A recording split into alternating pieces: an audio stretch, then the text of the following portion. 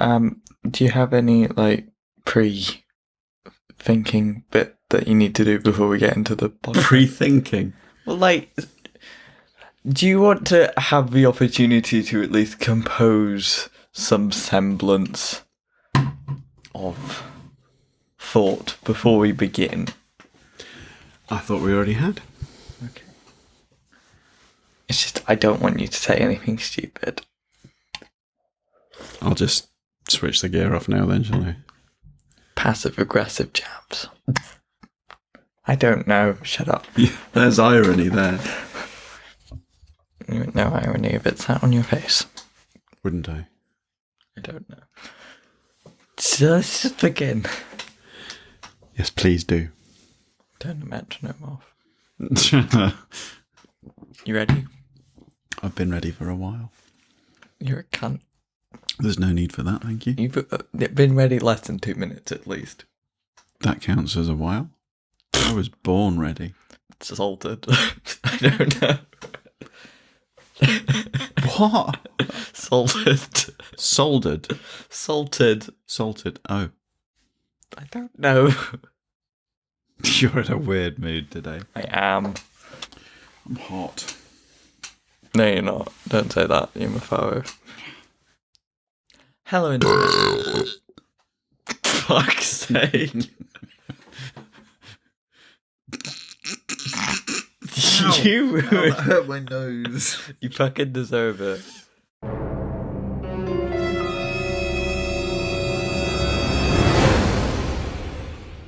Hello, Internet. I'm Firebolt. And I'm the Orbiter. We do this every time where I can't stop laughing because I just come into the recording with a weird mood, and then I get you into that mood, and I can't just make you be just manageable. This is going to be an odd episode, I think. We're recording this later than we normally do because I've been doing stuff for a while, haven't I? And went out and stuff. Well, yeah, last night he went out. So are you still even remotely hungover now? It depends what you mean by hangover. The headache went a while ago, but you know that kind of... I'm just getting one listening to you. Hazy drowsiness that just kind of... bleh, where it just takes my entire existence. a couple of sips of alcoholic beverage and you suddenly remember what frame of mind you were in before you sobered up. Or something. Okay. And he also left the car boot open just to... Fucking hell, you can't resist telling the whole world, can you? Overnight left the car boot open. It wasn't overnight. I arrived back here at 11 o'clock this morning. Oh, right. You don't think I drove back after I'd done all that beer, do you? No, but I thought somebody might have dropped you off because you texted me saying that you might arrive in the middle of the night. In my car? I don't know. I thought they might have been very kind and gotten a taxi back. No. I just I slept on the floor at the hall that we were partying at. Okay. Cool beans. Now that we've gotten you and I out of the way, recent news. There's been some quite big things in politics recently. Has there? The Prime Minister's fucking resigning. Has that been in the last 2 weeks, though? Yes, it has. That's how fast politics is moving, my friend. That's not really that fast, though, is it? It's taken her a fortnight to actually do what she said she's going to resign, and then it's still not happening till next Friday. Yes, but it's the fucking Prime Minister tomorrow resigning. for you guys. Yeah, but it's yeah, I know it's fairly serious. It's just I can't. Nothing in politics seems to be serious anymore, just because it's all bollocks. No. Yeah, it's kind of just broken down. Also, European elections, very big deal. That's happened since the last one. It has. Although, actually, that was on the day that the last one was released. So. It was, and yes. Basically, what I can muster from that, anyone that's saying, oh, because the Brexit Party got the highest vote share, that must mean a mandate for no deal, are fucking delusional. But also, people saying that, because if you do tally up the votes for Remain Can you stop fucking fiddling with that? I want to pour this over your head. What are you doing? I'm just adjusting my mic while you talk. Am I that boring? No, it's just that politics just, I don't know, I've given up on politics. Okay. From the best that I can muster up, basically anyone saying that European elections either shows a mandate for Remain or Brexit, then they're probably biased. The best way to look at it is it's still a draw. Aren't we all? 3 years on, it's still a draw because, I mean, people have changed, but then, like, some Remainers have said, oh, well, now it's democracy, and some Labourers have seen that it's fucking There was bullshit. something in Scottish politics that came up in the last few days that, I don't know if it's Nicola Sturgeon or the SNP in general, are drawing up plans for a second referendum on Scottish independence towards the end of next year, I think, but there's no. They have said that there's no kind of concrete plans in place. They're just drawing up the necessary kind of legislation, if you like, in the hope that they'll be able to get that agreed by Westminster, I suppose. If there's anyone there who has the authority to do that. Yeah. On the just notes on the resignation. I think everyone sort of expected that to happen sooner or later. They just weren't really sure whether it would happen before or after Brexit. I think if that's even still happening, who knows? She didn't have much choice. Yeah, with the European elections. The more worrying thing is that pretty much all but 2 replacements, I think, do you know what's far worse. Do you know what's funny as fuck though? She's hosting or having a visit. Well, the Queen's hosting it, but she's having chats with Donald Trump the day before she resigns. He's coming here and being escorted all around the country with helicopters and guns. No surprise, he wants Boris Johnson in because he just wants. But it's like competent. How awkward would that conversation be? It's like how do you hold official state talks with a prime minister you know is leaving the post tomorrow? Be like, I'm so sorry. I really don't know what to talk about. But I did quite enjoy. I think it's Sky's advert for their coverage of Trump's visit. Yeah, they had just a looming shadow over all of like Britain, like the Queen and various people. And then it just pans up to the Trump balloon, the baby blimp thing. Oh, yeah. But it's seriously worried that like Boris Johnson could be PM like next week, isn't it? Something. I don't know when the new one takes over.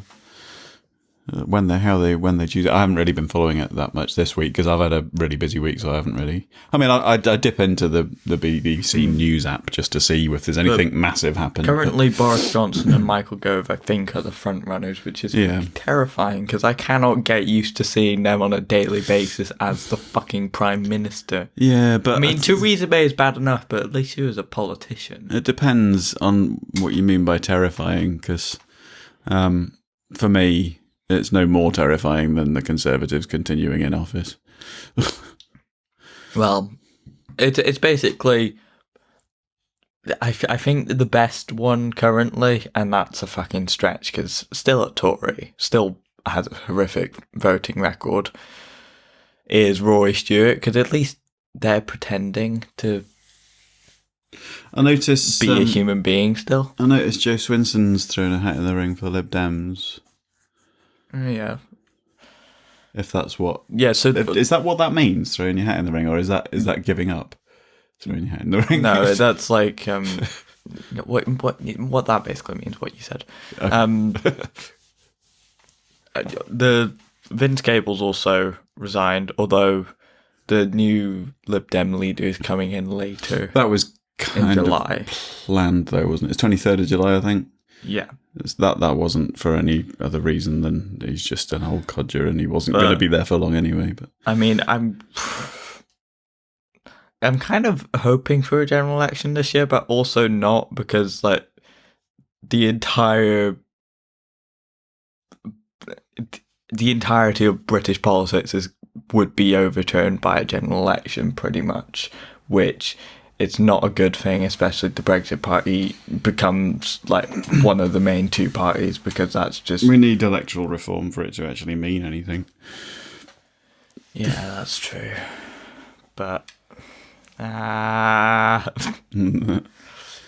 did stay up to watch some of the coverage of the European elections, and oh my god, just Anne Widdecombe alone just made me convulse. She's come out or reiterated her past sort of statements by saying that science may yet find a cure for homosexuality.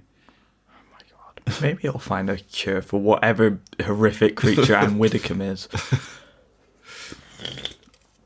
Quite enjoyed a number of bigots trying to ruin, because this month I believe is Pride Month, trying to ruin that, especially I think it was a bishop or something from the Catholic Church saying it was harmful to children. And it's just too much to resist with the Catholic Church. Yeah.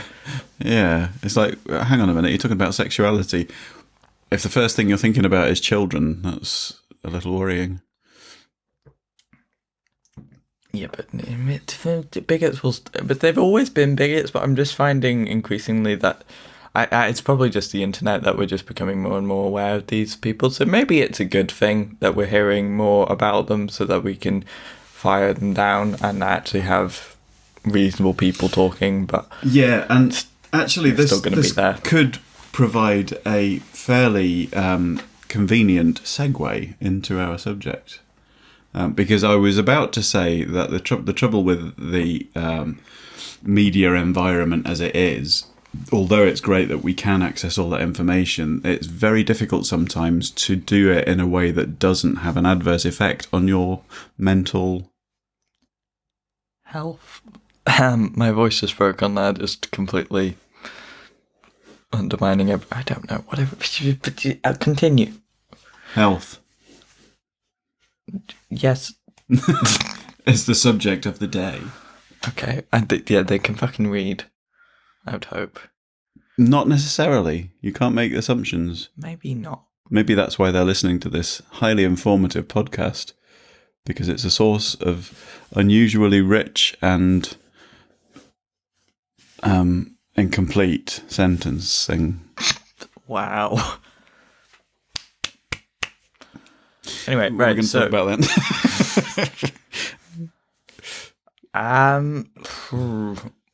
Do you want to begin with? You know what? Good opportunity.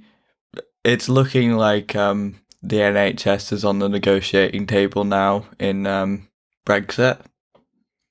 What do you mean? Well, like in post-Brexit US-UK trade deals. Oh, right. Especially given Trump's ties to Farage and Boris Johnson. Who do you think he's going to talk to, though, when he comes? Because it's like, who is it he's going to be negotiating with? Probably Boris Johnson, who would just roll over, because Boris Johnson probably stands to gain from that.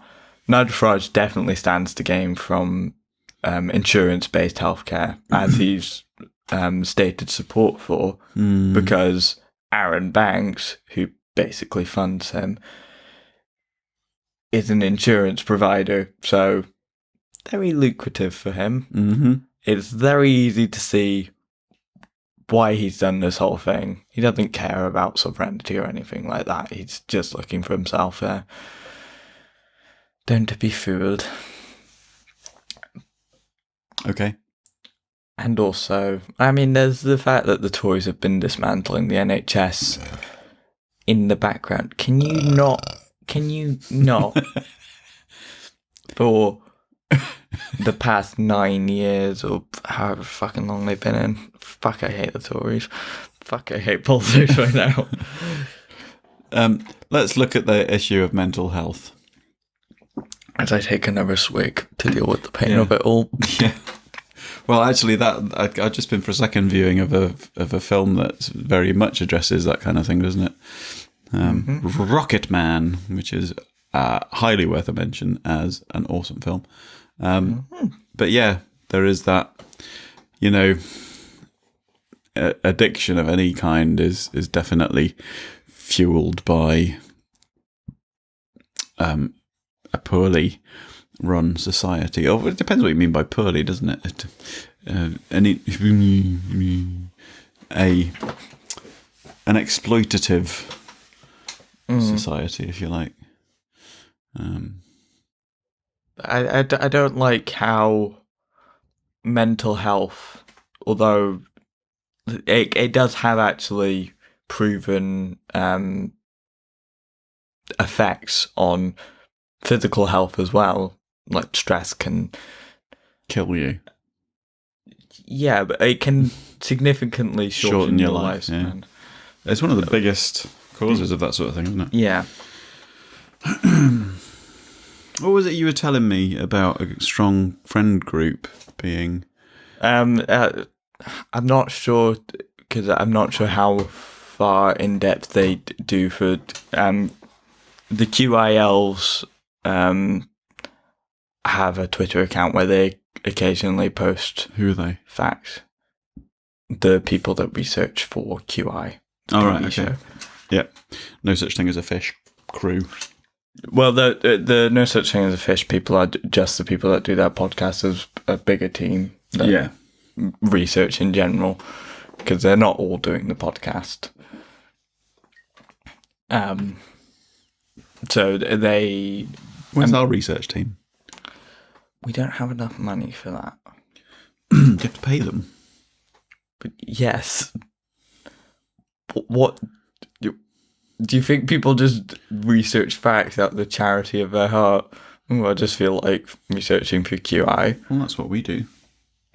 Okay, yeah, but we do have a shit as well. You have a what? We do have a shit as well. Did a moth just come out of your ear?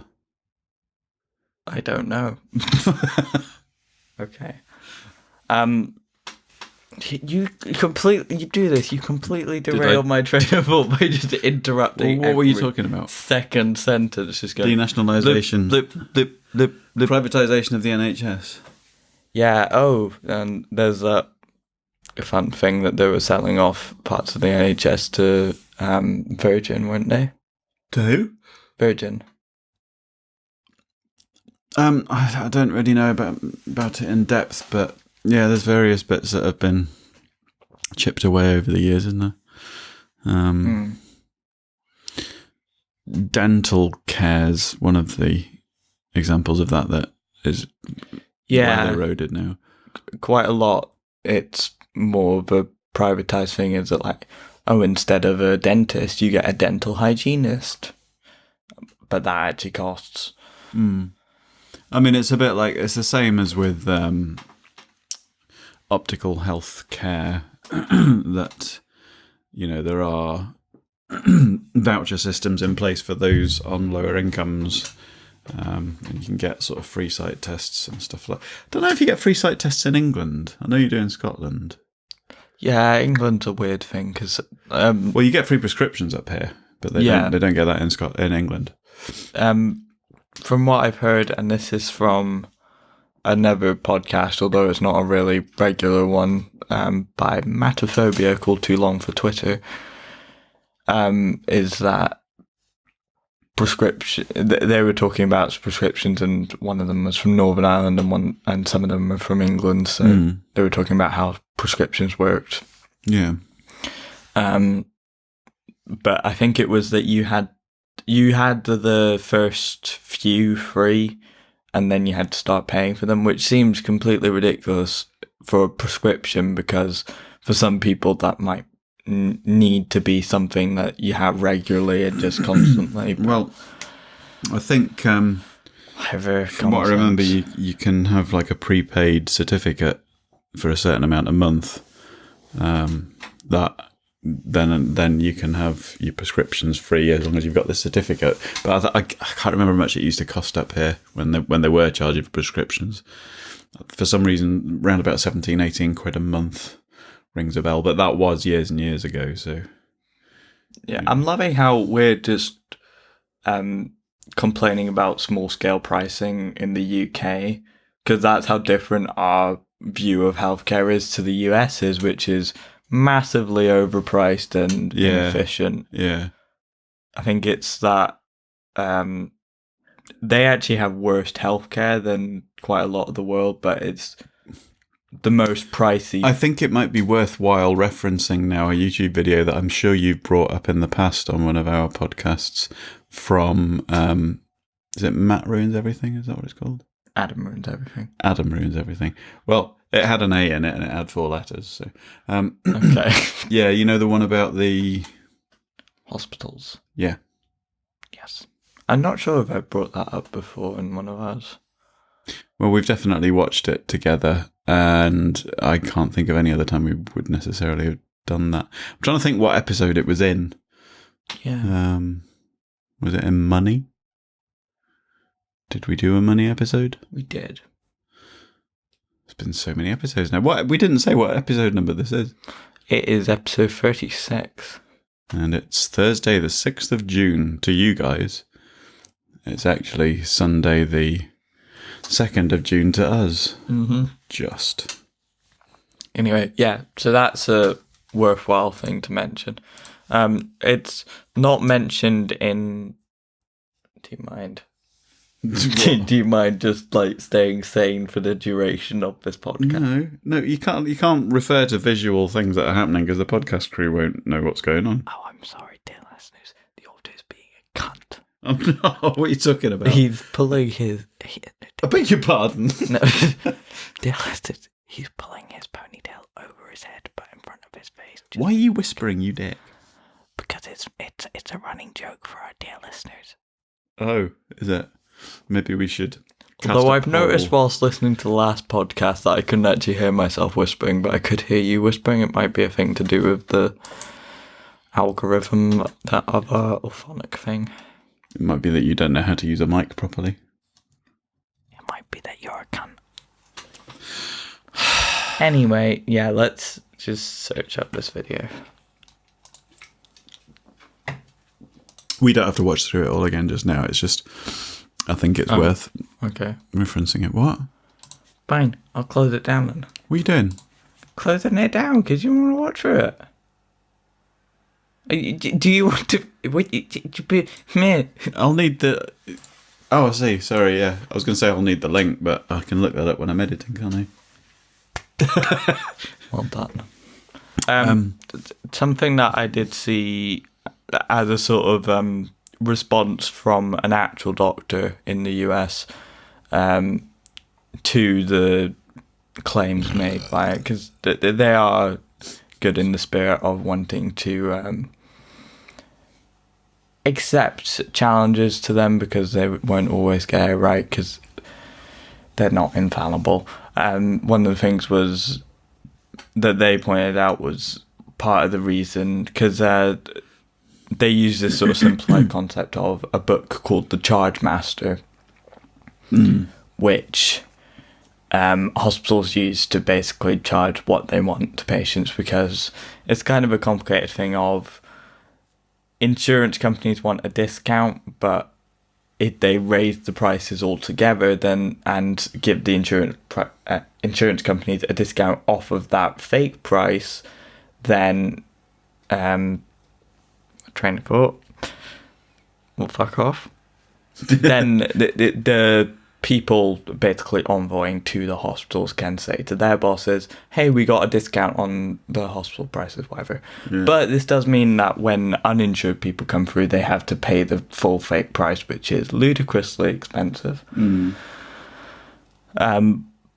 But part of the reason that American healthcare is so expensive overall is, although the price of physicians hasn't really changed over the past, let's say, 30 years, the price of administration, just dealing with the amount of complications that come from working with different people's insurance and whether they're out of network and all this crazy malarkey that makes no sense to have in the first place, is actually way more expensive. So basically they're spending a lot more on administration than actual doctors. So that's fun. Yeah. I also like how Trump's. Well, I hate it, but like I'm being ironically saying that I like that Trump's administration has made it legal for doctors to discriminate against LGBT people based on their religion. LGBT based on religion? Yeah, well, if their religion says, "Oh, I can't." Oh, I see. The doctor's religion. That. I thought you meant discriminate against the LGBT person based on their religion. No, you get into this whole thing. We'll bring up religion, but you get into this whole thing about it's about religious freedom. It's like without their freedom to actually fucking survive and not have to die from a heart attack because you're a cunt. I would argue that if you follow a religion which requires you to compromise your professional responsibilities, then you shouldn't be allowed to practice in that profession. Yeah, I can't remember where this was, but I think it was. Have you heard of the TV show You Have Been Watching? No. I think Charlie Brooker hosts it. There was an episode where they looked at evangelical programs. Mm. One of them, I think, was Touched by an Angel or something. Yeah. And one of the stories told was of a nurse's daughter, and the nurse didn't believe in hospitals, so they didn't let them get healthcare. It was weird.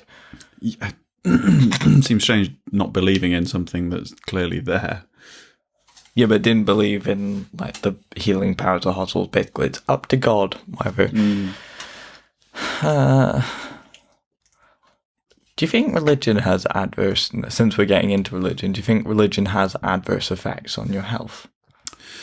I think it's a complex subject because a lot of the practices which are employed in organised religion are actually beneficial. Like a sort of community and kind of meditation based sort of practices, you know. Often there's music involved which has beneficial health effects. Yeah, but that sort of gets attributed to this divine intervention when really you could have all the benefits without all the bullshit on top of it and all the negative effects on your mental and physical health, such as very extreme beliefs like believing that God will take care of you so you don't have to use hospitals even if you're dying. So you could just, like you do with that calm thing, you do a sort of form of meditation, but you don't have to be religious. There is an example of, some would argue that this isn't an example of, but I'm not one of these people, an example of extremely widespread health effects in terms of genital mutilation. Okay, right. That I did not expect that. That's a bit of a curveball. Do you want to talk about that? Yeah, circumcision is genital mutilation. Yeah. People tend to think of genital mutilation as female genital mutilation, which is obviously, it is more medically dangerous, but at the same time, you're still mutilating a baby. Yeah. I would also like to add that a lot of the time it's done with very little pain relief for the infant. And the argument that it's more hygienic and can prevent this, I think my brother has been circumcised, but for medical reasons. That was because of that, that if something like that needs to be done for a good medical reason, it's like having your appendix out, it's like... You should, it should be a matter of consent by consenting adults, basically, saying, I want to be circumcised. Yeah, but it's not acceptable for in any civilized society, in my mind, for any parents to take a child to someone to have part of their body cut off. Because especially when there's no necessity there. Understandably, if there was some reason why it did have to be done. It's probably a controversial subject because there'll be a lot of people who disagree. And in fact, I think in America it's pretty much the norm for males to be circumcised, isn't it? And I think they find it weird that over here it's normal for us to be uncircumcised. And that really does. I mean, that speaks to me about the nationwide effect on the mental health of a nation, in that there can be such a widespread belief that chopping off a part of an infant's body is okay, and it's weird not to. That's directly speaks to me about the madness of the modern world. There's a weird story about the origin of that in America that I actually learned from Adam Ruins Everything. I learn everything from Adam Ruins Everything, apparently. And does he ruin everything? Well, in this case, ruining circumcision. Don't know why it needs ruining, but basically, the inventor of cornflakes. What did they do with them? The inventor of... I'm not sure if I want to hear this. The inventor of cornflakes basically invented cornflakes because they were like puritanical and committed to having the blandest food imaginable. So them being puritanical, I think, launched a campaign for circumcision so that people would stop wanking because apparently it hurts more. Clearly, it's not worked in America because like they have the highest traffic on that sort of thing. Not supposed to be? Is it not supposed to cause desensitization a little bit? I don't know. I've never been circumcised. No, I think that's the logic behind it, though, that it reduces the pleasure involved in sex. Yeah, although it hasn't really worked. But that's the origin story for that. It's not. It didn't originate from either that or religious origins to do with... What was it? Was it Abraham doing the thing where, like... God... He wasn't making breakfast cereal out of the cut-off bits of skin, then? No. Wasn't it like God said, "Oh, prove your devotion to me, cut your..." Oh, I just invented a new breakfast cereal. Foreskin off with a rock, basically. That's where that whole thing originates, with that biblical story, I think. Cornflakes. Oh my god. You have to lower the tone on every discussion. It's not easy. Well, considering we're talking about genital mutilation, there's a fair few opportunities there. Yeah. Yeah, wasn't that the thing? I don't know, you used to be a religious person. Was it the thing with the stone cutting off the foreskin? I don't know, because in this country it tends to be more of a Jewish thing. The Old Testament kind of... I don't know. But... I don't know.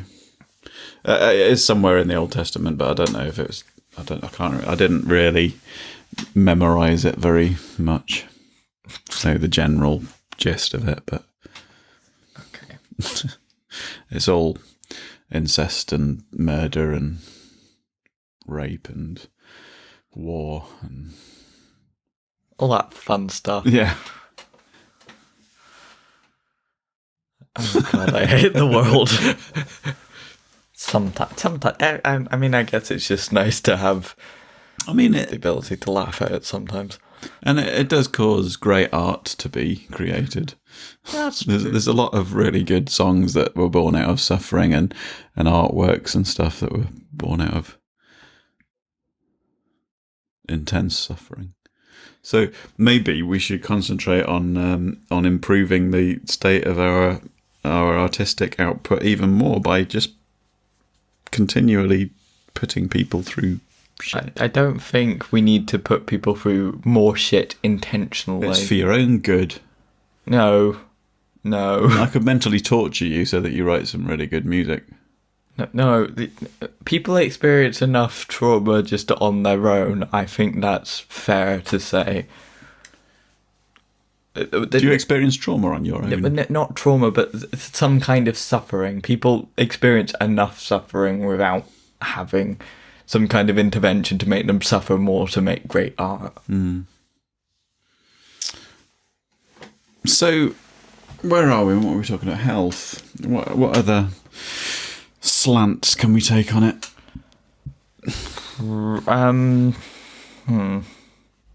We could come back to the angle that because we did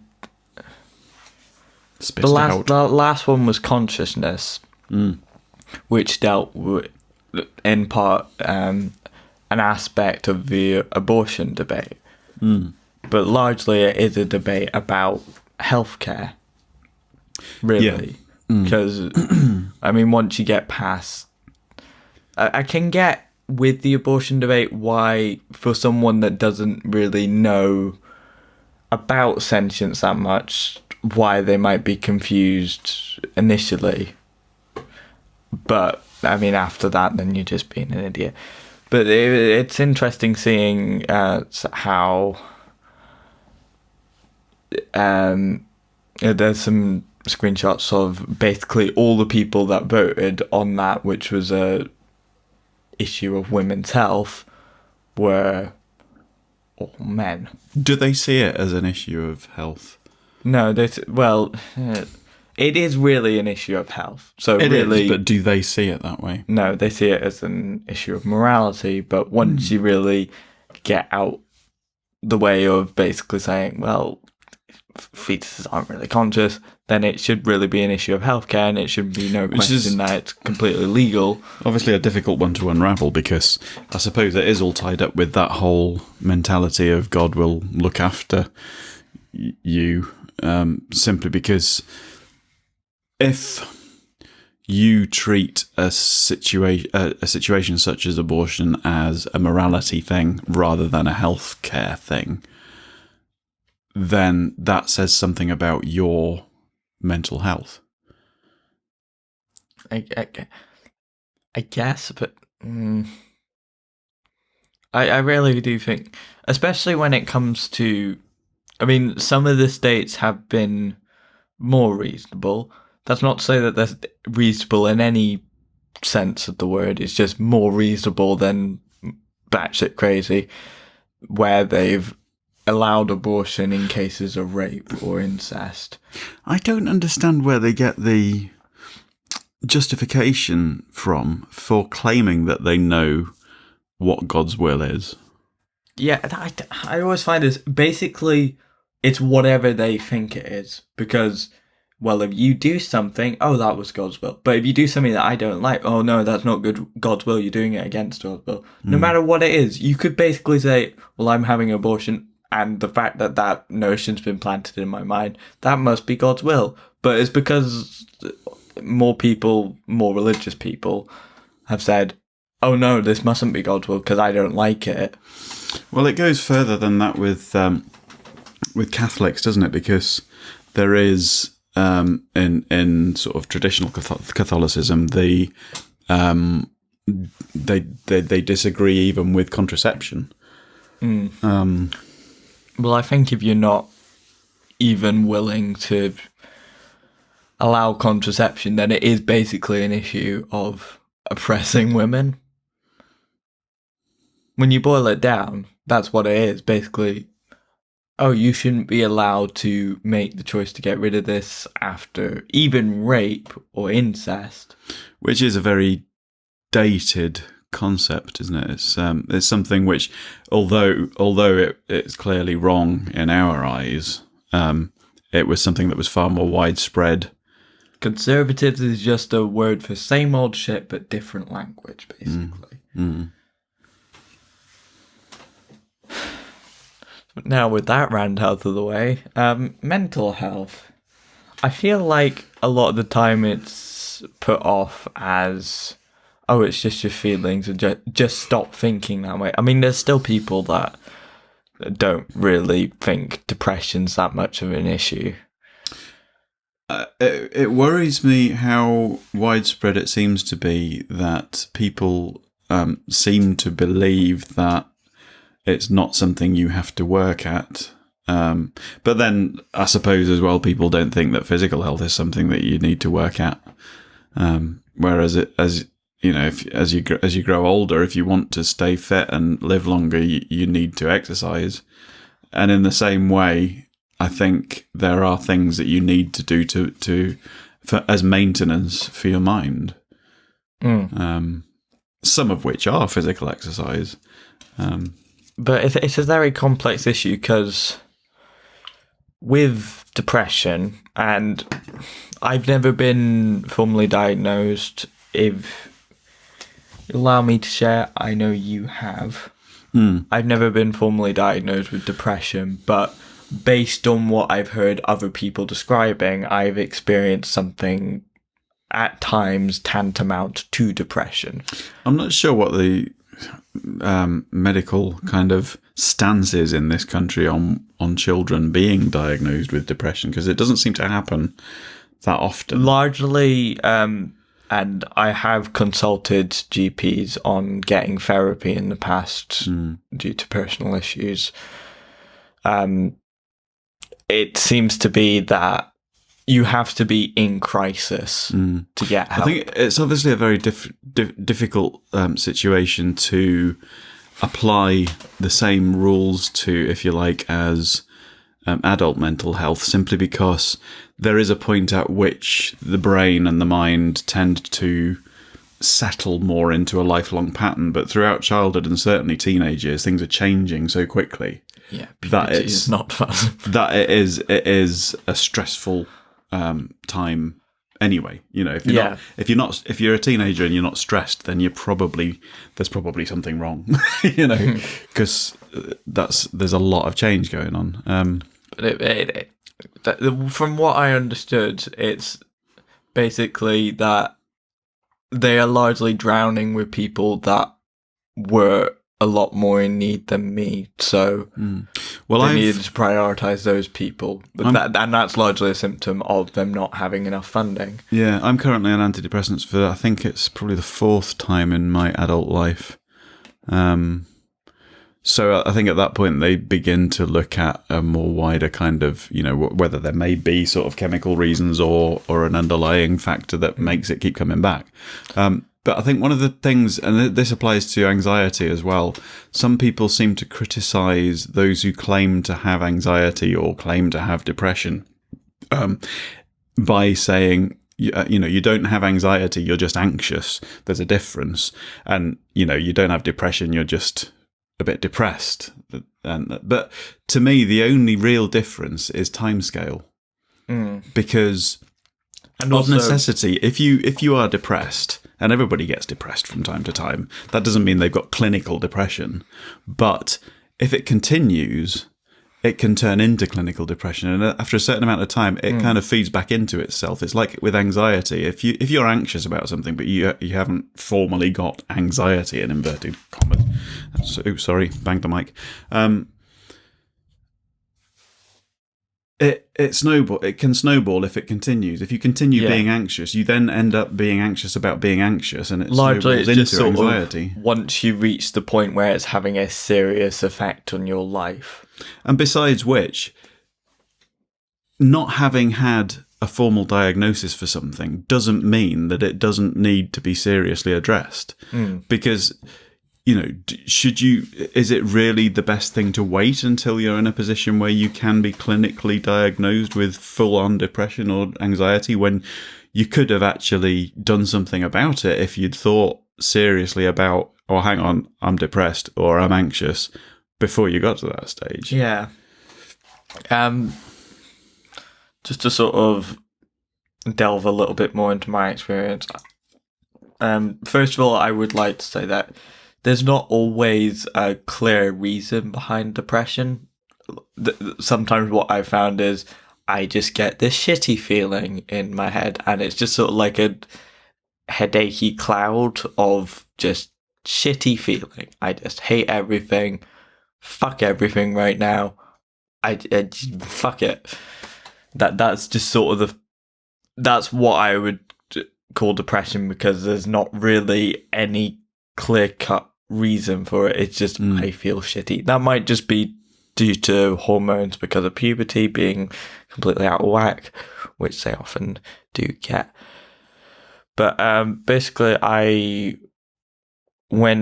think it was in September, to consult a GP because I had this feeling that I was empty inside. Although, to be honest, upon reflection, I'm a lot more full inside than most people, which is perhaps more the problem. It's wrong. The first thing I thought when you said you were empty inside was you just had a wank.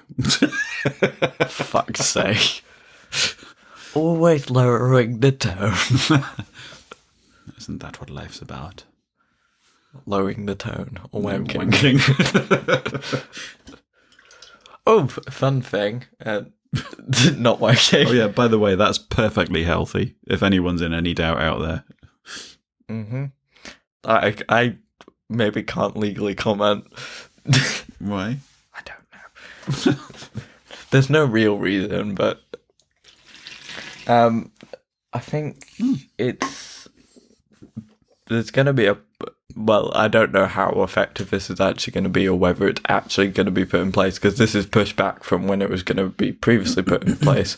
It's meant to be a porn block in July.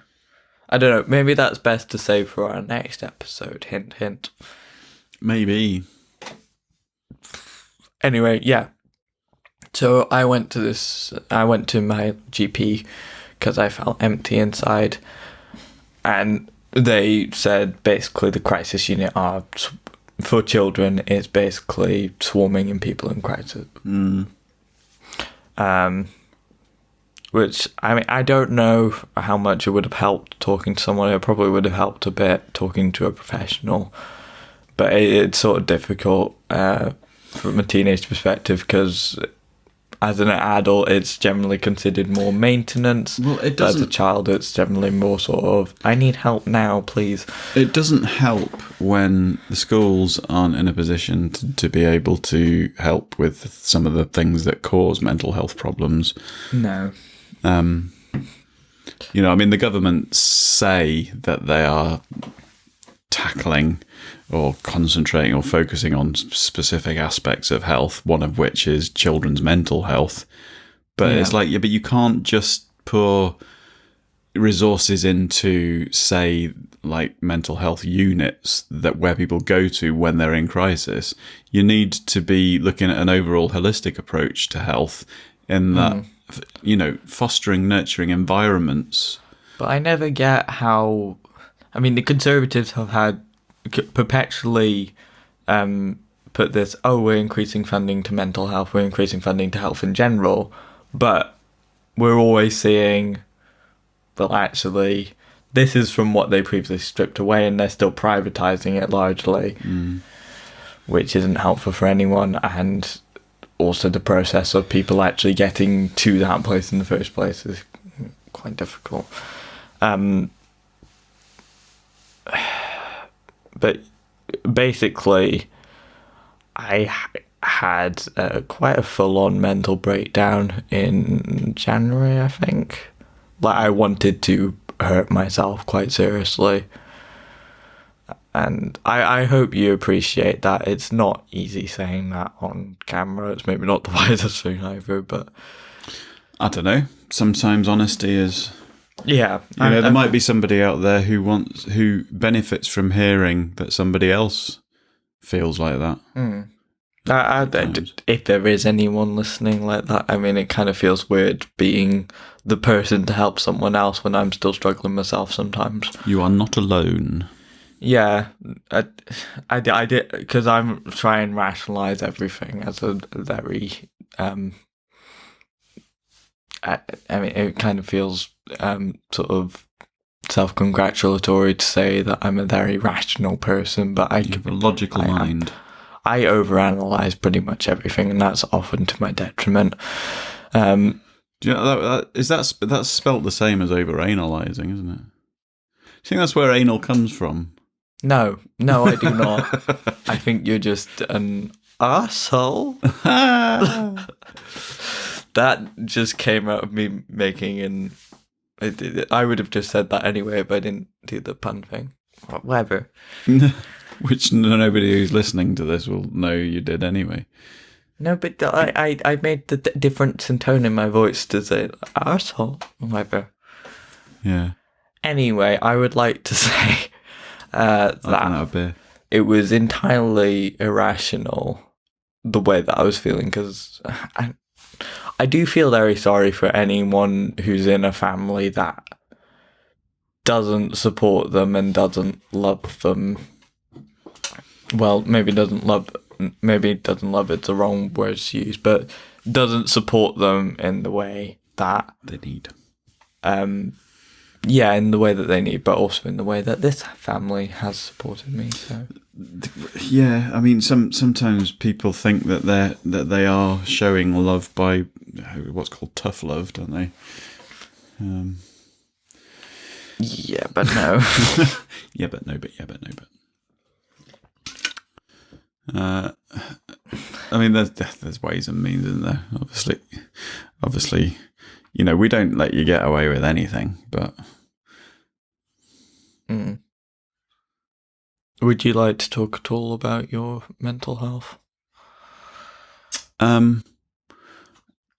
Just, I don't know, really. I've run out of beer. That's... Okay, well, would you like to take a brief recess to restock? Okay. Or would you like to just talk? Well, I don't really know what to say. I mean, I'm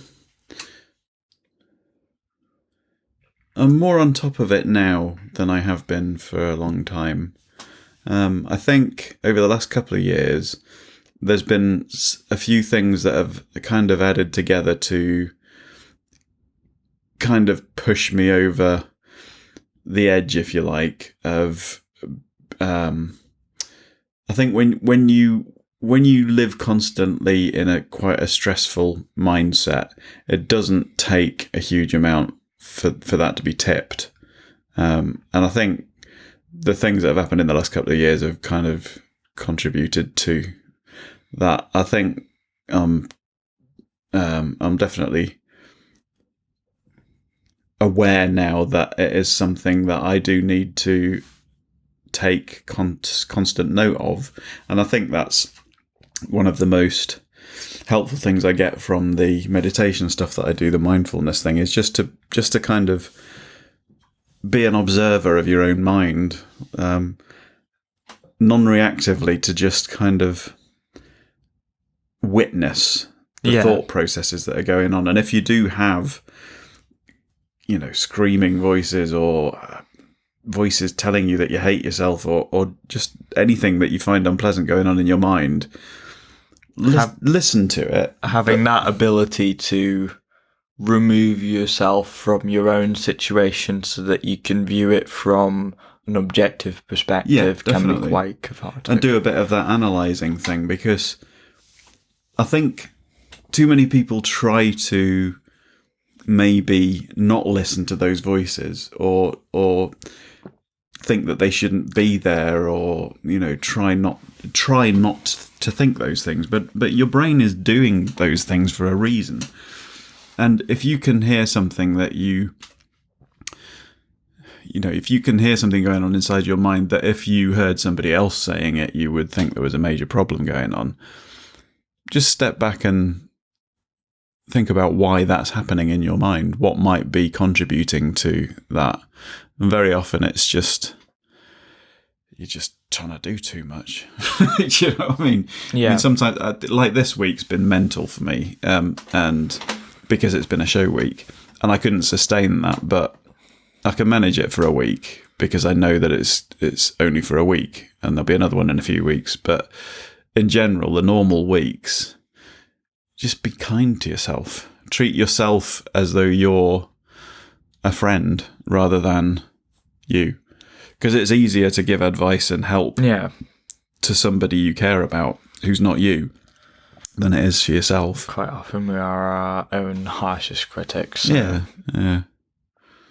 to be able to view it from someone else's perspective, and it sort of helps to realise how absurd it is, the amount of pressure you're putting on yourself sometimes. It can feel quite schizophrenic to do it like that, but it's not. It's just, it's just taking a step back and looking at yourself from the outer regions, if you like. Even the fact that words like schizophrenic and phrases like voices in your head are so stigmatized is quite a damning of our society. Yeah, why is voices in your head a problem? Everyone has that. I mean, everyone has an inner dialogue, but it's when it becomes sort of hallucinogenic and they don't feel like you anymore. Who are you, though? I mean, sort of whilst wrangling with my mental health, I've sort of said me is the sort of mediator in between the voices that makes the decisions, but that's ultimately what governs who I am. That's an incorrect assessment, because you are those voices as well. Yeah, but I am the ultimate sum. The ultimate sum is where I find my decisions taking me and where I find the best way of moving forward being. And now, feel free to refuse if you don't want to talk about this, but I think, as you may have gathered, the subject of your father is a source of some distress, because during childhood he was quite abusive to your mum, my nan, and your brother. He was a long-term manic depressive, and he had diabetes as well his whole life, type 1, I think. That's the one that's not caused by diet, isn't it? But the problem was, back then, manic depression wasn't, and I don't know if this is the same thing as bipolar disorder. I think it is, but I'm quite happy to be corrected. But it's, back then it wasn't it wasn't diagnosed, it wasn't recognised. People were just wife beaters or aggressive people. As with a lot of mental health conditions, they're seen as aberrant behaviour. Like with autism, a few decades ago, you would have just been seen as a disruptive child when you were younger. And my life and much of the lives around me would probably have been made worse if that was still the case. Yeah. So, it's taken a long time to let go of the fact that he was an arsehole because, in some respects it wasn't his fault, but you can't abdicate responsibility for your actions. Yeah. But at the same time, the sort of phrase that I like to use is, it's not an excuse, but it's a reason that helps to. It doesn't justify someone's actions, but it's a reason that helps us to understand why someone acted, I think, the way that they did. One of the more difficult parts of it for me is because I know there's often one of the things that people quite rightly say is that forgiveness is important for, not for the person who's receiving it, but for the person who's giving it more. But for me, obviously, it was better for me from a mental health perspective to forgive him for what he did. But it was also probably more important for me to forgive myself for holding it against him for so long. And I still, in a lot of ways, he was an arsehole. But at the same time, I can't hate him for that. Yeah, resentment isn't going to help you. at the same time as that, there were also a lot of really good things he did, you know, despite all of that. And he knew that they were faults. He did try to make up for it. You know, he bought me expensive trumpets and stuff for college, and he paid for lessons with people that most people don't get the chance to have lessons with. And, you know, he tried in the ways that he knew how to, even to the point where,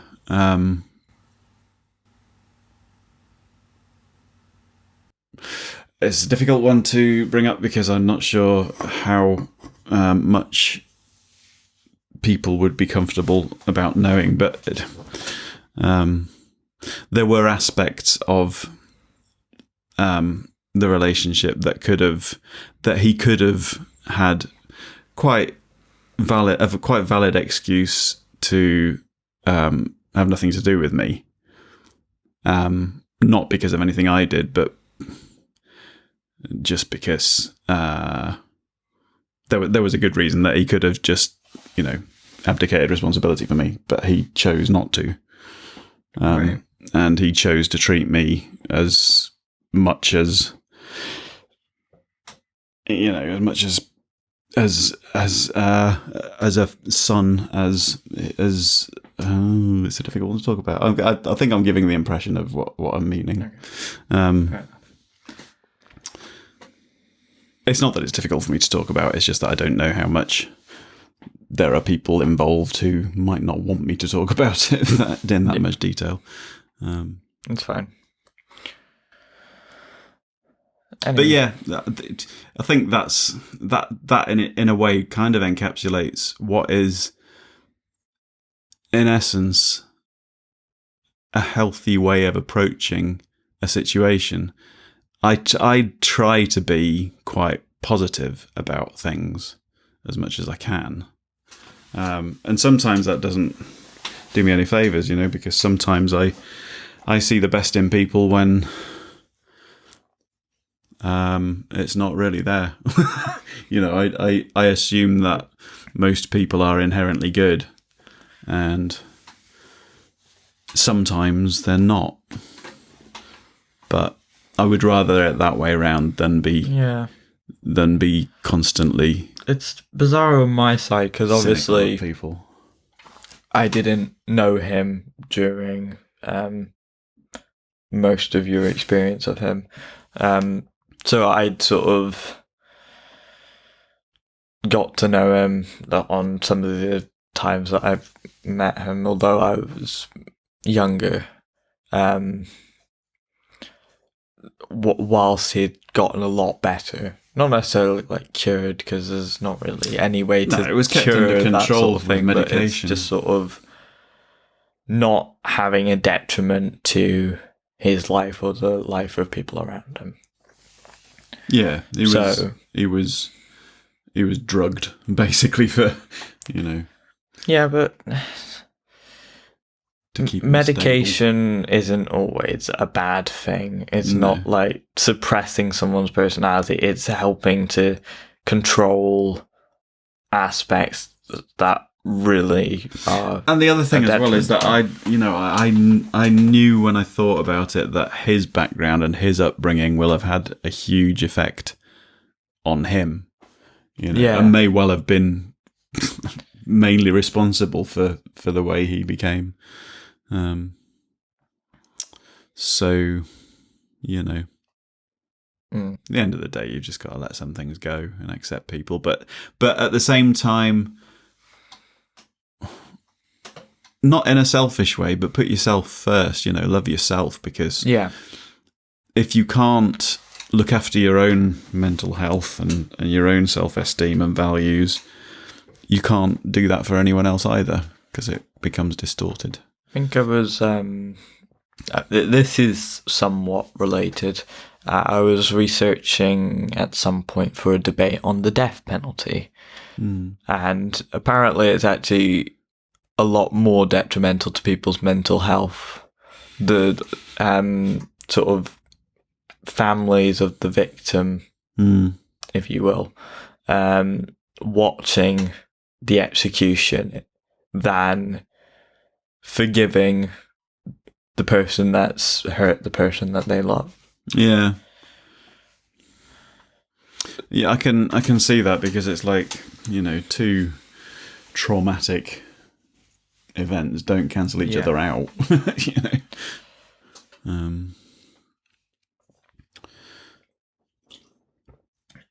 One of the other things before we got on to mental health that sprung to mind is anti-vaxxers. Yeah, I was going to think about that. Can I go and get a refill before we You'll need a drink before we hit that?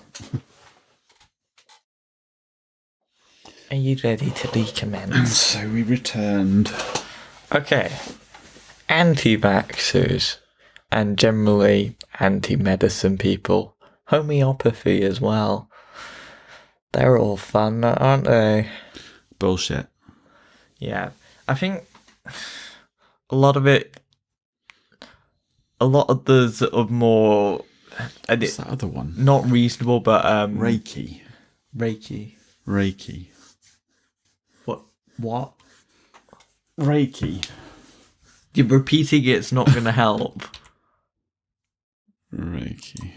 Okay. It's quite widespread and complementary and alternative therapies. Oh, God. A type of energy healing. Oh, God. Light touch, which aims to change and balance the energy fields in and around your body. Basically pseudoscientific bullshit. The Japanese word Reiki means universal energy.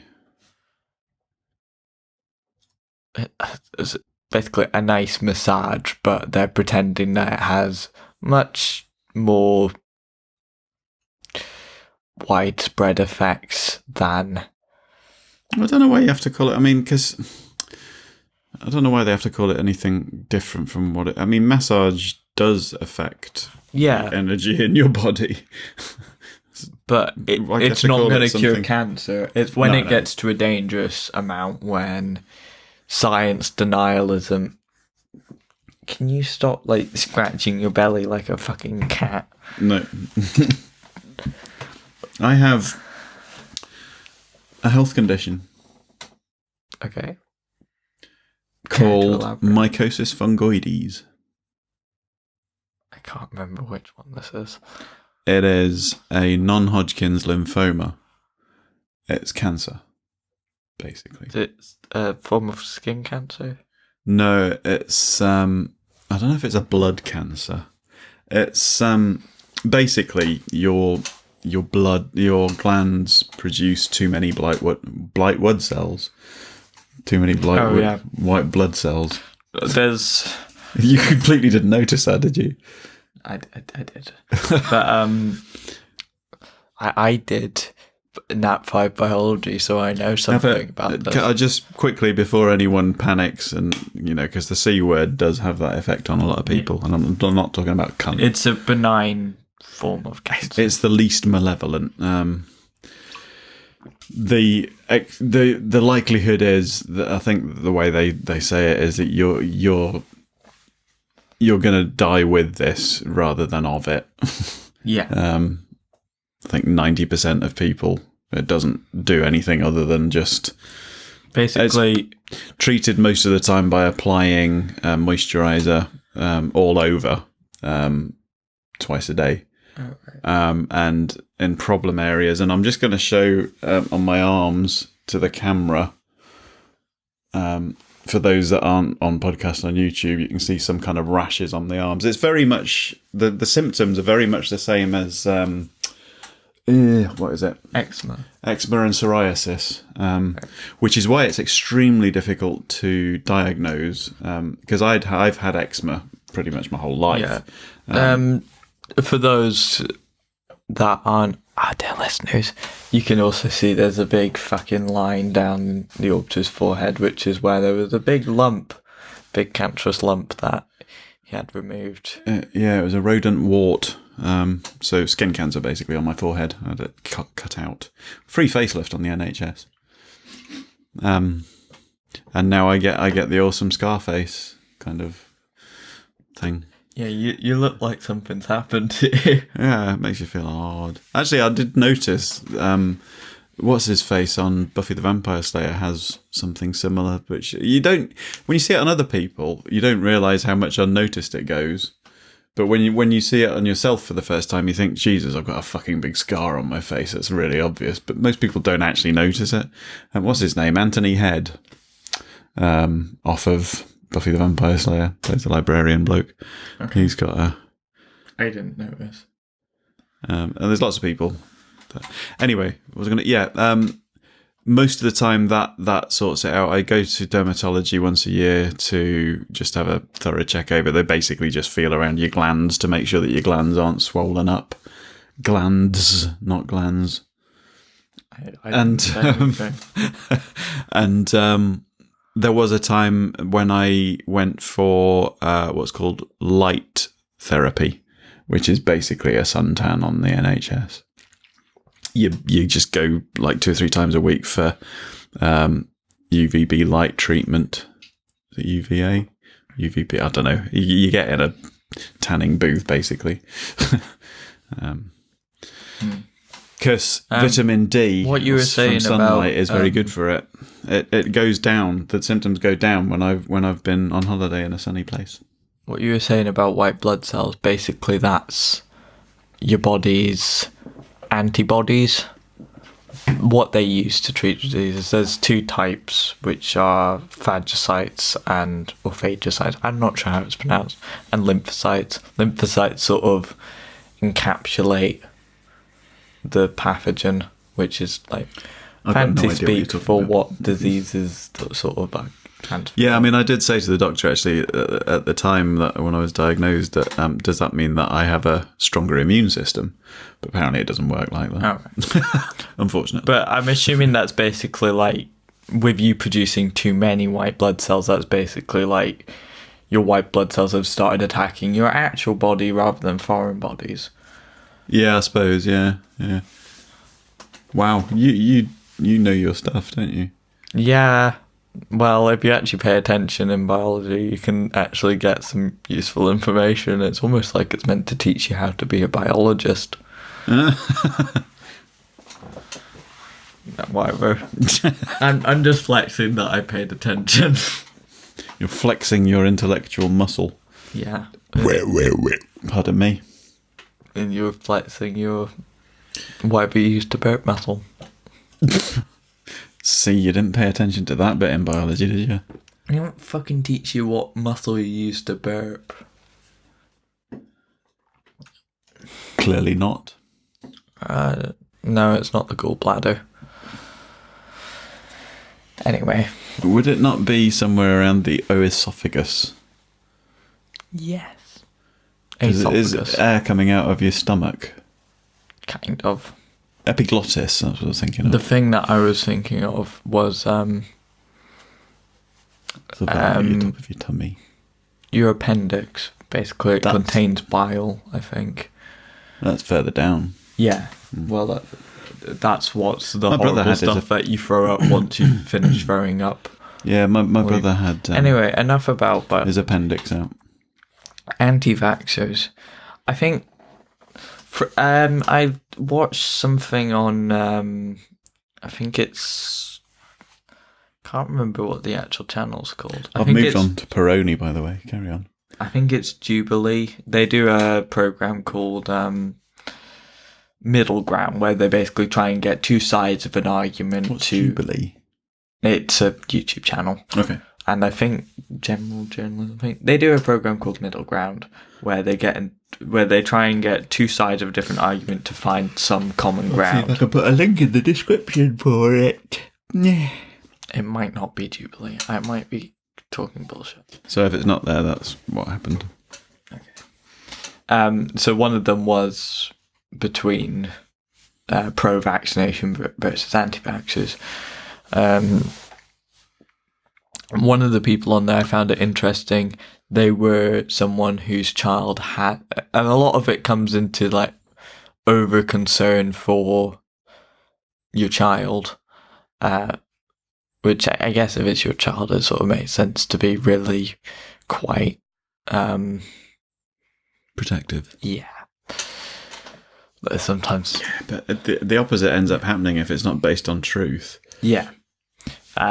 So their child had an allergic reaction, and the doctors had been quite hostile because I guess they're used to people coming in with this sort of anti-vax attitude when coming into vaccination situations.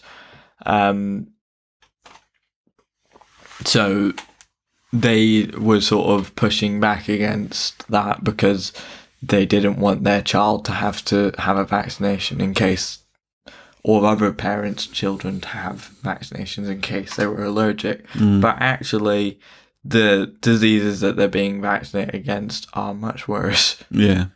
As all statistics and medical research have shown, apart from there's like one study that's been repeatedly debunked, which... But there is this kind of dangerous mentality that goes around about experts being in it for their own kind of... it's like the flat earthers, isn't it? It's that you get very quickly led down a spiral of conspiracy theories, and they're all out there to get you. Which by the way, find exhausting. It's like, you can follow that path, but there's no end to it, and it's just like, is it not just easier to live on the surface in reality? But then, once you start disappearing up your own arsehole, then it's sort of like, well, why would they do that? Exactly. Yeah. What are they? What is the benefit to them? Getting all sorts. Which, by the way, I love that some doctors have started taking it upon themselves to introduce even crazier conspiracy theories just to get people to believe the actual truth, like that China and Russia's governments are spreading anti-vax propaganda to weaken the US's immune system. Because it's an even crazier conspiracy, although it's probably not true.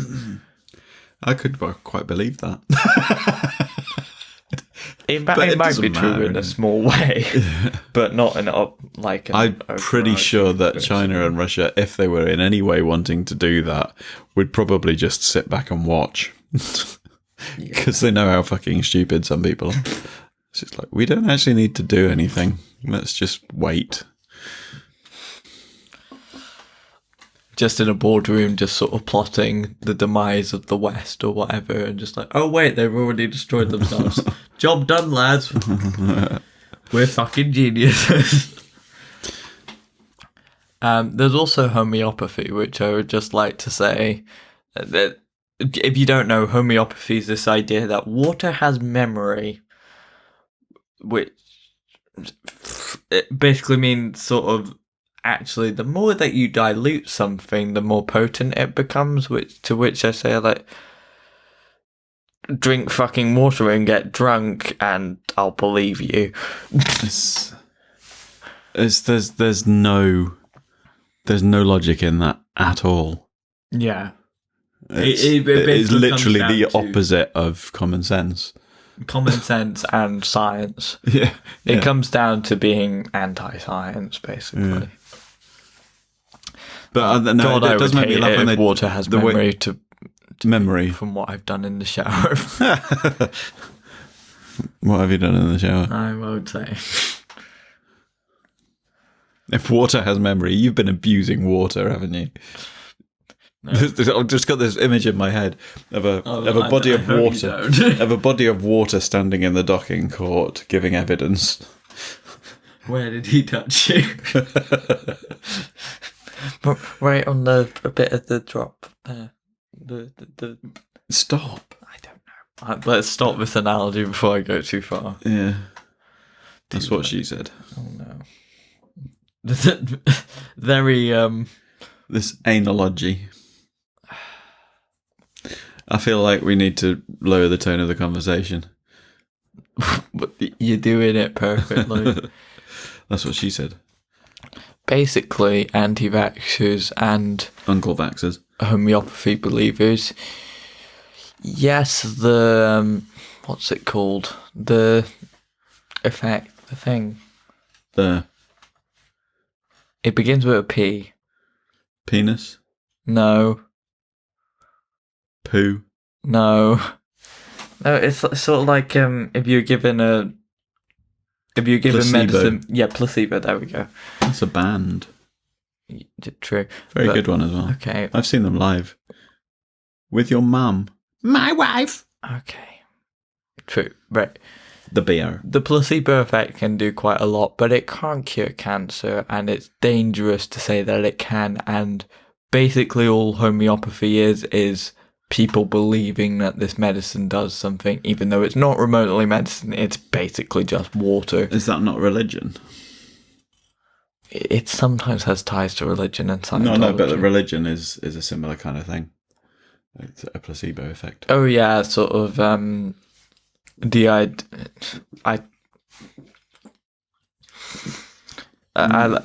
Minchin's always lovely to reference this sort of thing. Thank you, God.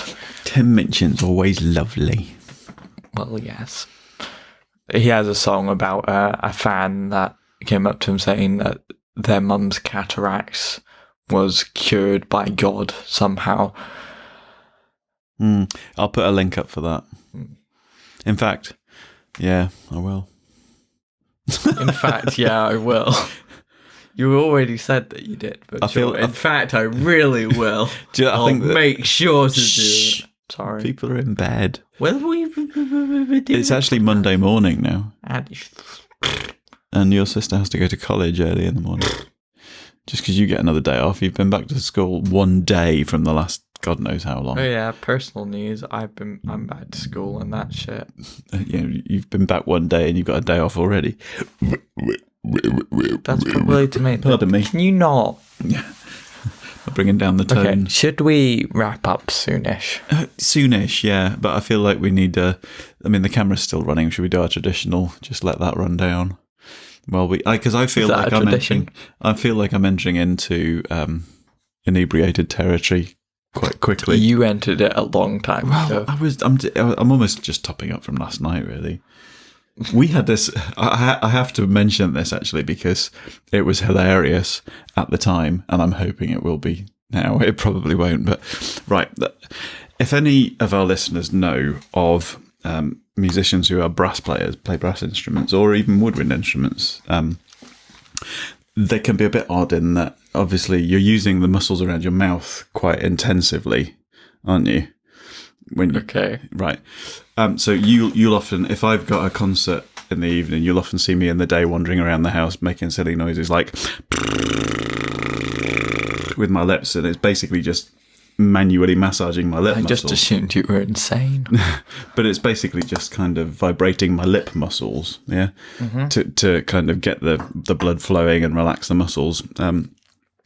So it occurred to me, and this has occurred to me in the past, but I've never actually told anyone else about it. And a couple of people I was talking to about it, a woodwind player and a brass player, one of which is one of the teachers at your school, actually, who has listened to a couple of our podcasts and found this hilarious. I'll ask you afterwards. Yeah, you do that. Well, you know who it is anyway, because it's somebody in the choir that you know. Oh, right. Okay. Yeah, he played a brass instrument. Okay. Well, anyway, I just theorised that the best, because I've got this thing called a PEAT. Not a PATE, a PEAT. It's PETE, and it's a personal embouchure training exerciser. And it's basically, it's a little piece of metal that you put in your mouth, and it's got like a bit that you pull. You hold it in your lips. Is it like just basically a detached reed? No, it's basically it's got like a rim on it, and you hold the rim inside your mouth and pull. Way hey. And you try to resist that pull with the muscles in your mouth, and that trains your mouth. And this is what gave me the idea. Hey. Is for Have you been felching? have I been what? Felching. I've heard of it, yeah. I can't remember what it is, though. Should I say? If you want to. I don't think there are any censorship rules in this. Dear listeners, belching. I'm doing this ASMR style just to make it even more awkward. Belching is the act of sucking cum out of someone's arsehole that you have just come into. Nice. Okay. You've really put me off my rhythm there. I hope so. Yeah, a vibrator would be the perfect kind of relief. Because basically, massaging It is often the perfect massaging muscles is something that's done in sport. Massages my muscles, and it's the perfect shape and size to put into your mouth and turn on to relieve, isn't it? Though you just like vibrate. It's perfect. What gave me the idea actually was that back massager thing that I've got. Okay. But then that led me to think that what you're using it for. Going to the concert and this backstage, the tuba players sat there with a black mamba.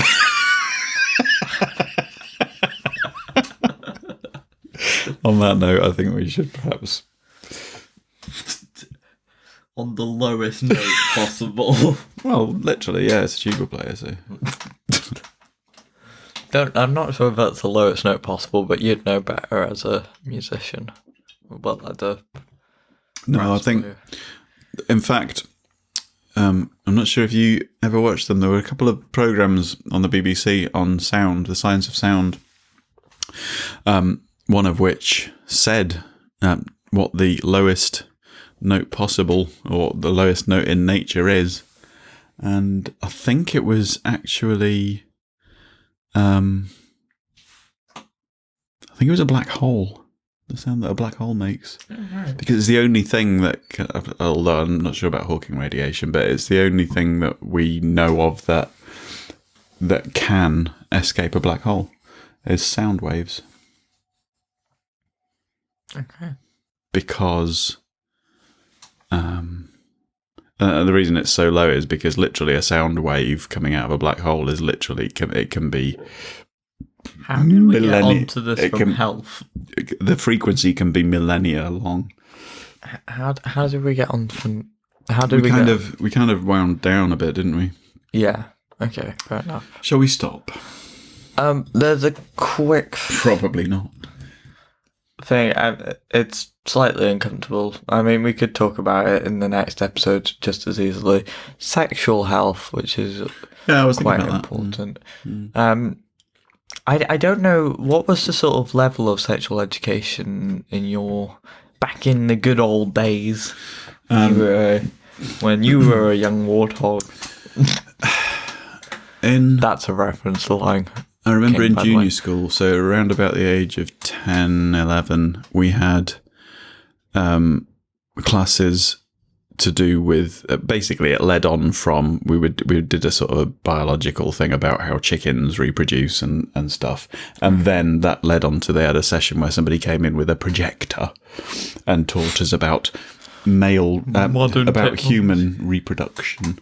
This was around about 11, but we never, in my memory, we did. It was sparse, and it was all simply about the biological act.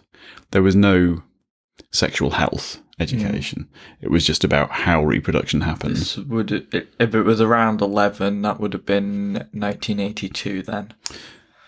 Yeah, I mean, that was just the basics of it. And then up in senior school as well, we covered it again. But again, not in that much detail. It was literally just how it's physically done. Yeah. Well, what's involved. There was no... I mean, you got to remember as well, this was before the AIDS scare. Yeah. Or the AIDS epidemic. So there wasn't any... Yeah, so now it's changed quite a bit. There wasn't any reference at school to sexually transmitted diseases at all. And I'm assuming basically no reference to gay people. Oh, no. No. Well, at that time, I'm not sure if it was fully legal by then, was it? It was. It was legalised in Scotland in 1980. I wasn't in Scotland, though. Yeah, it was legalised in England earlier, weirdly. Because usually Scotland's the first for progressive thing, but that's nowadays. So now it's sort of, you are taught fully about sexually transmitted diseases, STDs, to the point where like you're fully expected to like do you know make what I find- HIV posters. What I found quite fascinating is that, like, when I was in sort of senior age school, sex was something very mysterious because that was the limit of what we were actually taught. And I found myself, out of curiosity, it was a. I know my brother had a couple of magazines that I ferreted out and found, but apart from that, it was me just looking for biological referenced pictures and stuff in the library at school. And it wasn't, I mean, like nowadays, I know it's not the real thing. It's not how things really are, but you can access God knows what online, you know. There's probably not a healthy representation, but the amount of porn that's out there is kind of. But that's all part of your sexual health education, isn't it? Do they talk about porn at school? No, actually, and I think it would probably be more beneficial if they did, because it would allow a more realistic expectation of sex, so that you're not expecting the fantasy, and that people don't get addicted, because porn addiction is quite serious and has detrimental effects on people. Yeah. And sex addiction does as well. I would say that's definitely, if that's not included, that's definitely something that needs to be, certainly nowadays, is porn. Porn is barely mentioned as far as I know. Which is ridiculous, really, considering how But it has come a long way where, you know, it's also a lot more explores sex in the context of relationships and makes clear the distinction with consent about rape, which is quite important, and I'm glad that's now part of sex education. Yeah, because I'm not sure when it came in, but I'm not even sure when I was at school whether or not rape within marriage was a thing legally recognised. Which is disturbing that's even a thing that needs to be asked. I need to look that up, actually, but there was a time that that it was just what do you call it? It was an expectation that being married gave you the right to have sex with your wife. And that, calling back to earlier, does originate in religion, I believe. Yeah. To the point where I believe in many Islamically governed countries it's still legal, which is disturbing. In 1979, the Brussels Court of Appeal recognised marital rape. In the UK, the earliest written legal source on marital rape appeared in a 1736 treatise, History of the Pleas of the Crown, by Sir Matthew Hale. Hale argued that the husband of a woman cannot himself be guilty of an actual rape upon his wife on account of the matrimonial consent which she has given and which she cannot retract.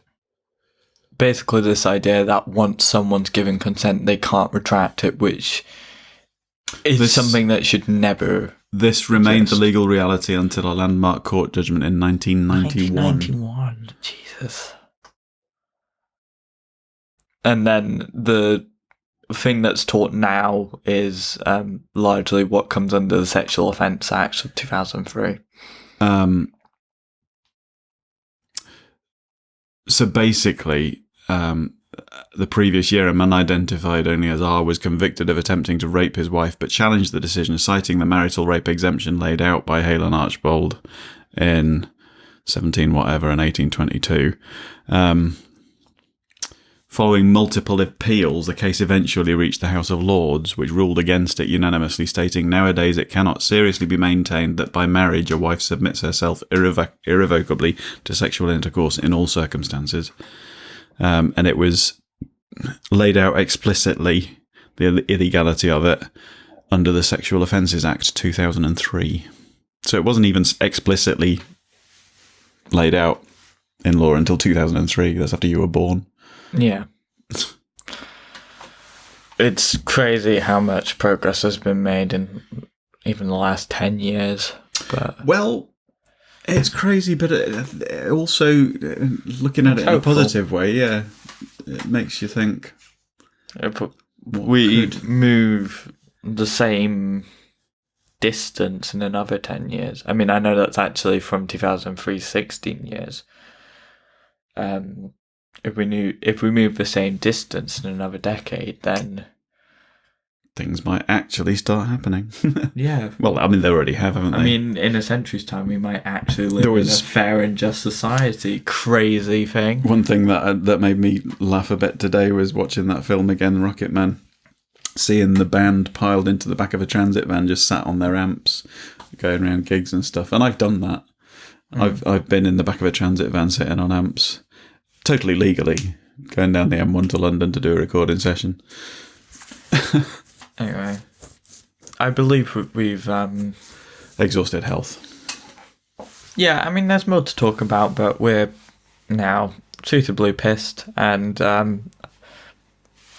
yeah, we've talked at length about this already. And it's Monday, and I should get up and look after my physical health tomorrow, into the form of the gym and stuff. Anyhow, if we're ready to bid a fond farewell, it's adieu. And in a couple of weeks, we'll be doing. I hope not. This is an interesting one. The next episode is sex, but I feel like, as demonstrated with our discussion of sex education, sexual health here, that it was a bit of a preview, that wasn't it? Yeah. Well, we probably have. We shall delve. We shall delve. Openness between. We'll go deeper into that subject. Oh, no, next time. No, I don't like that. That's what she said. Not after the discussion about rape, please. Fuck's sake. I didn't say it didn't make me stop. No. Let's just end this before you commit a hate crime or something. I have been Firebolt. I've been the Orbiter. And this has been Breaking Bollocks, episode 36. Health. Bye-bye.